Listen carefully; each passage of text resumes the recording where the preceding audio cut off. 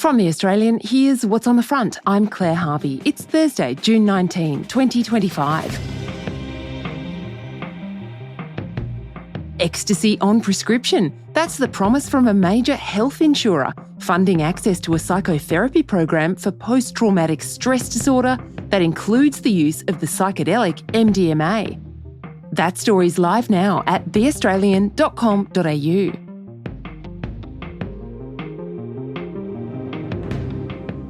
Erin Patterson told lies, but that doesn't make her a killer. That's the core of her defence barrister's argument in the Victorian Supreme Court, where Patterson, a 50-year-old mother of two, has pleaded not guilty to murdering 3 elderly relatives and attempting to murder a 4th. Today, the lies of Erin Patterson and why the defence says they point to her innocence.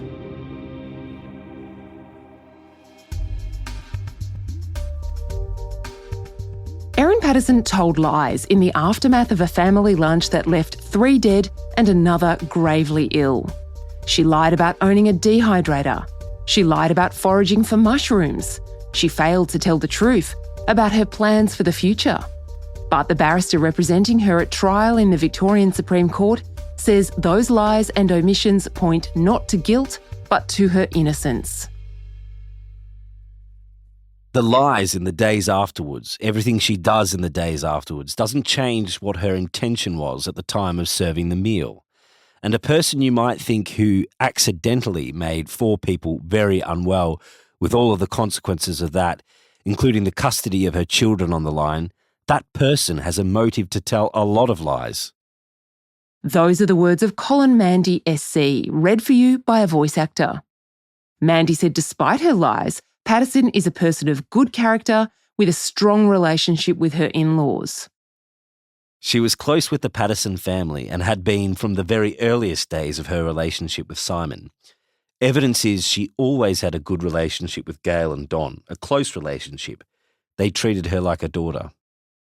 The barrister pointed to the evidence of Simon Patterson and his brother Matthew, who both said their parents were active in the lives of Erin Patterson's 2 kids. And he said Erin and Simon were on good terms, despite several years of separation, until December of 2022, when there was some tension about child support payments. Just pause and think about that. 7 years since the official separation. Dealing with 2 children in a respectful way, and if there were the occasional disagreements that you might have seen some evidence of, they were resolved really smoothly. Mandy said any negative text messages Erin sent about the Pattersons to the friends she'd made online were a natural expression of frustration. She didn't mean those things. She regrets the language that she used. Now that the whole world's scrutinising them, she is ashamed of what she'd written. She may well have regretted it 2 minutes after she'd sent it. And we suggest to you that these messages are a distraction from the real evidence in the case, the evidence that is relevant to these charges. In the days after the lunch, when police and the Victorian Department of Health were investigating what had made the Pattersons and the Wilkinsons so sick, Erin Patterson told police they could find the leftovers in the bin outside her house. She gave them the PIN code to the gate so they could get in. Why tell people the leftovers existed at all? Why put the pastry and the mushrooms minus the meat into a bin as a deliberate ruse to somehow divert attention from the activities? And then having to tell the police where they were because she knew they contained death-cap mushrooms. The barrister also questioned evidence given by survivor Ian Wilkinson. He said the 4 lunch guests had been served on grey plates, while Patterson ate off a smaller red-coloured plate. Mandy said it was more plausible that Erin had used a combination of coloured plates from different sets. There's no evidence of grey plates. No one says that apart from Ian.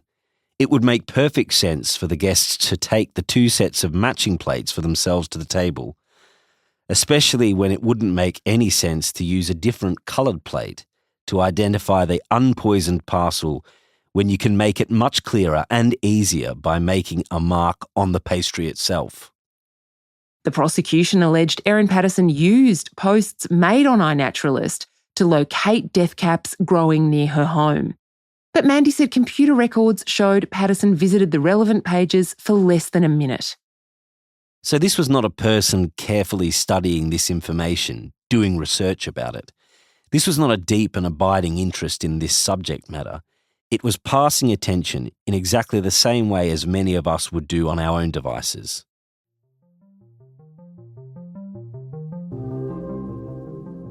Coming up, what about the motive?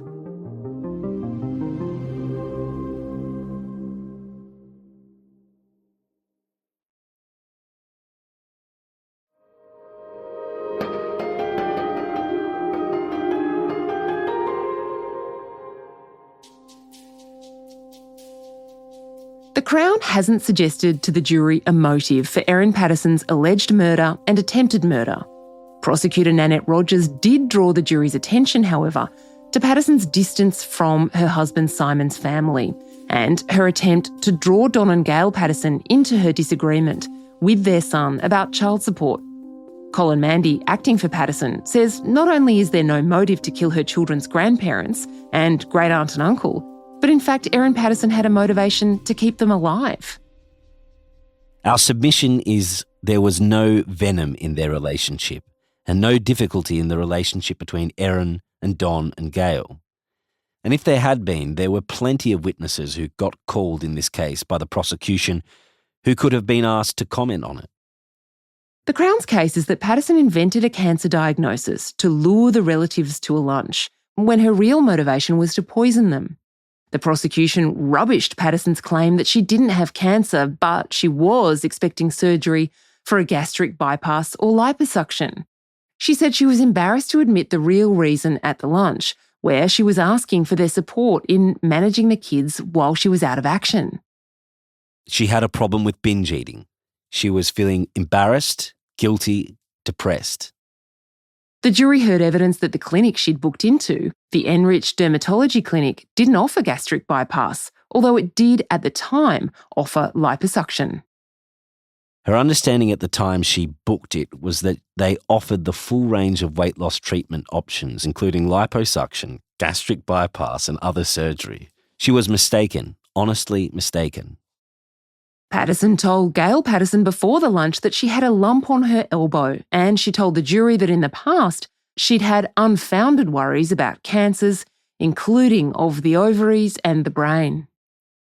It was not so much the lump on her elbow that was important, but the attention, the love, the kindness that she was getting from her support network. Erin often thought she had issues with her health that ended up going nowhere, that were never confirmed or diagnosed. That's not made up. That's not a lie. It's there for everyone to see in her medical records and the conversations that she had with other people, including Simon. She didn't have anyone else in the world. That's not a lie. That's the truth. She still had a great relationship with Don and Gail. That's the truth. And Simon might have been isolating her a bit from the wider Patterson family. Also probably true.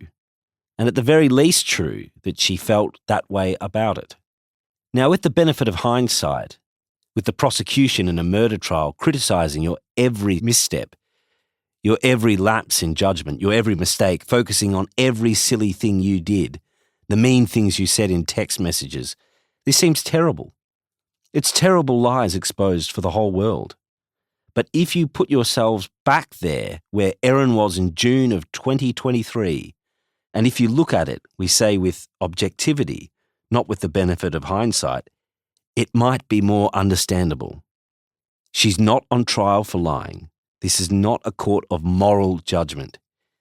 You shouldn't take the leap from this lie about a lump on her elbow to finding her guilty of triple murder.